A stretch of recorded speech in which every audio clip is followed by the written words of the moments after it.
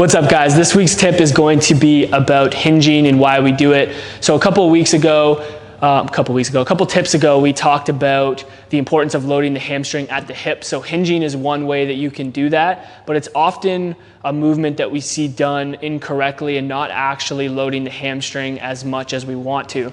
So I'll show you an example of how people sometimes make the mistake of hinging and not necessarily loading the hamstring as much.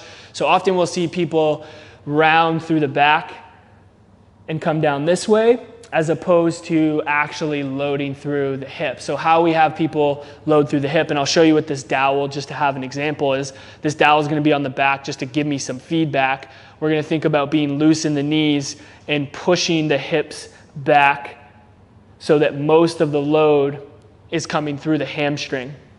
So if you guys try this yourselves, you'll notice the difference when you're pushing the hips back and loading the hamstrings versus rounding a little bit more through the back and not loading through that hamstring as much. One cue that we like to give people to think about hinging through the hips is being loose in the knees and then peering over the ledge as they hinge down towards the ground. Give it a try.